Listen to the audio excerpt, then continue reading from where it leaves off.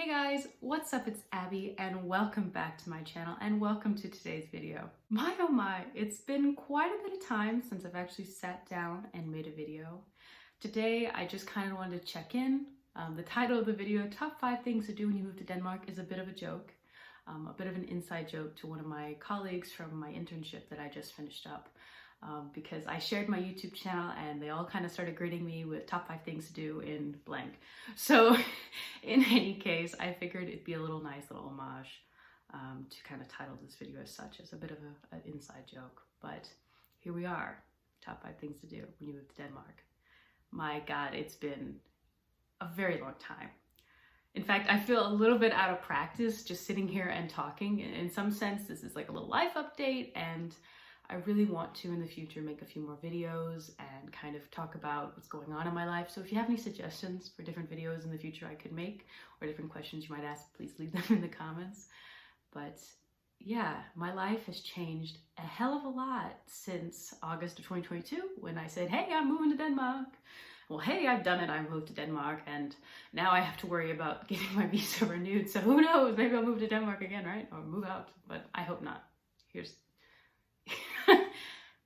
All jokes aside, I feel like I've kind of been neglecting this YouTube channel of mine.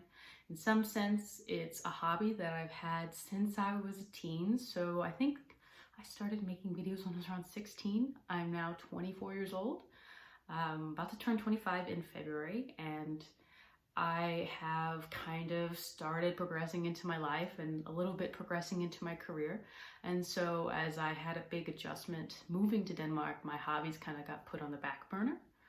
And now that I feel very settled, I feel very much more at home and more in place about living abroad, being an expatriate of the US. I feel very good about kind of re-engaging with some of my hobbies that I've had before. And it's been a heck of a ride. I think I really underestimated how difficult the move to Denmark would be, like emotionally, and it's not just a physical thing. Financially, I've obviously been on a bit of a strain because now I'm kind of living on a very student lifestyle, very tight budget, kind of on expenses on my own.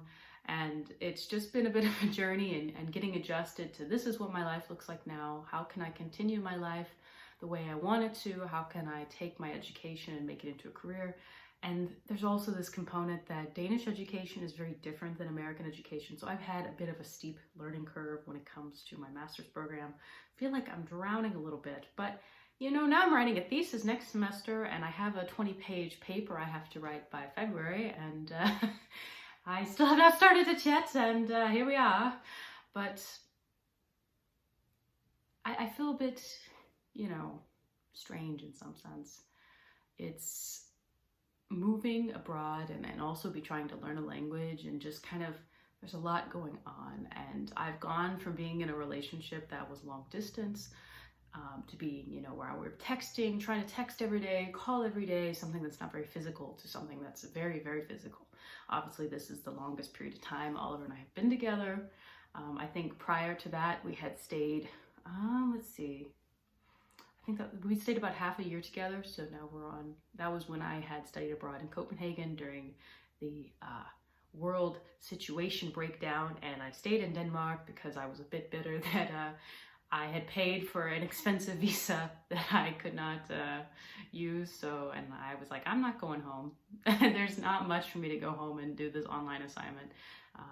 If I can stay put for a while. I ended up staying from January of 2020 to like June of 2020. And then I went home, I think July 1st, when I was able to get a flight out. But that was the prior period. And now Oliver and I are paying rent together. We're budgeting together, doing expenses together.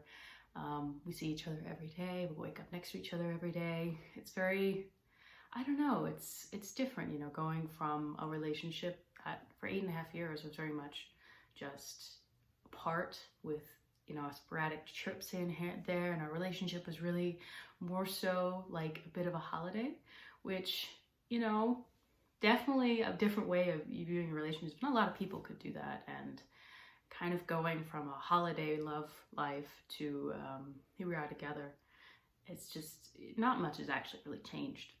We still have the same dynamics. Maybe I get a little more cranky because now we're sharing a space. I mean, when you move into anyone, you can have a little bit of crankiness and little quirks, you know? Just like how I probably have quirks about living together, much like Oliver has quirks, but I can't really think of much that's changed other than now we see each other every day. And I honestly could imagine that if I had to return to the US for a period of time working on updating my visa and trying to finalize the stuff, and if anything, I had to leave, I think it would be even harder than our initial 8.5 years. So here's hoping I'm able to get everything straightened away and everything's going my path and we're able to keep propelling forward. Keeping my visa is actually probably going to be a little more challenging than I estimate, but you know, it is what it is. Currently, I'm in actually my student apartment, the double room that I moved into in October of 2022. Oddly enough, I think when I looked up this building, the former resident actually did a tour of the room that I currently reside in, and that's been quite a journey in itself. I kind of miss our old neighbors. Oliver used to live on this prior floor in the same building, and you know, it's very different than what an American college dorm is like. These truly feel like apartments with kind of a common kitchen, common space, while in college I had a dorm room with no kitchen, and you know, it was like you couldn't live there during the off seasons. Like currently, you know, today is December 18th, which funny enough, it was 9 years ago that I actually met Oliver in person for the first time. And in February will be our 10-year anniversary, and that's just bonkers because what a stretch of my life.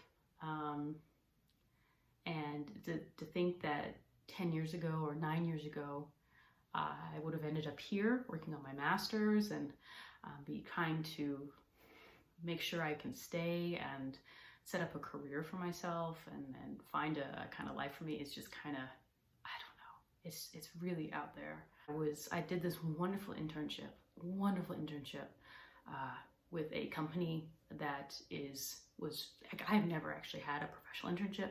I was kind of the economic consultant, and I worked with 4 other students on this special project, and I just never expected myself to enjoy working that much. I mean, I've worked at the bank for a period of time, and while I did professionally grow at the bank, I also was under the most stress of my whole life.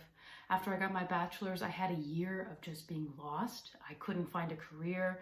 I felt like it was incredibly difficult to move from being a student to someone having a job, and I felt like people really didn't want to give me a chance, and it seems like, I don't know what it is about being here. It just seems so much easier, and I feel so much more confident and so much more capable of engaging in a professional career.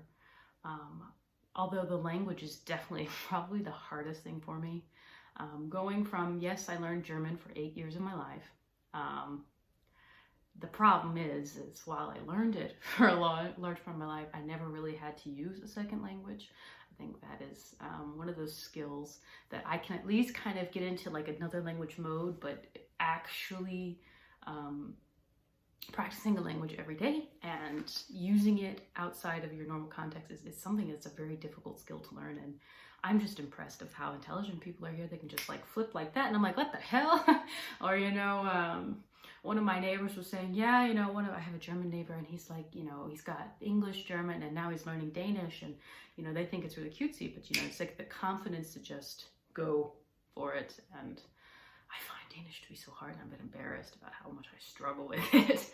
In fact, I think I understand a lot of the language, but I'm very shy to speak because I feel so embarrassed by it. And I shouldn't be, and it's kind of a compliment that I'm even trying, but like, it's just definitely one of the hardest top 5 things to do. Learning a second language is definitely a real challenge, just in general, and anyone who can really do it is commendable. But when I worked this internship, I met a lot of great people, and really one of my colleagues, I had shared this channel, as I said, this title of the video is a joke, and I shared this channel kind of to say, hey, this is me, this is what I'm doing, this is kind of my bubbly personality, it's one of my hobbies, and I've just kind of neglected it. And they really said they liked it, and you know, it kind of made me realize that I enjoy doing this, and I really shouldn't hesitate from doing this.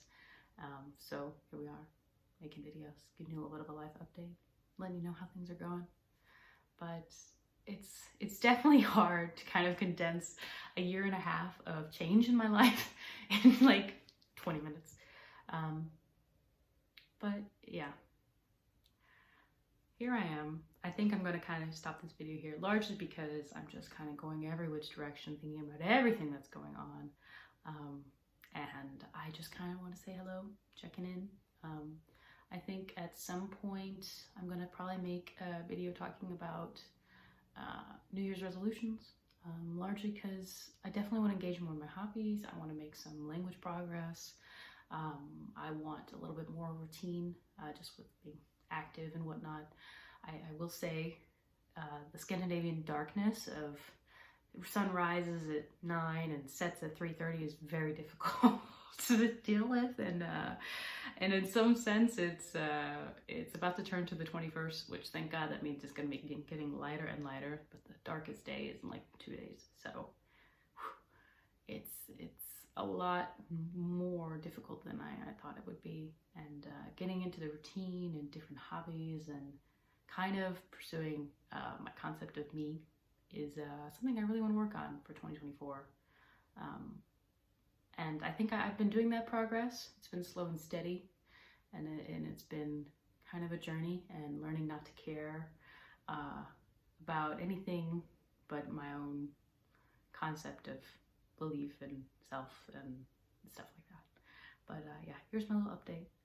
Please leave in the comments if you have any questions, and maybe I'll make a Q&A soon, and let me know if you want to see any kind of specific videos from me in the future, and we'll talk later. Bye guys.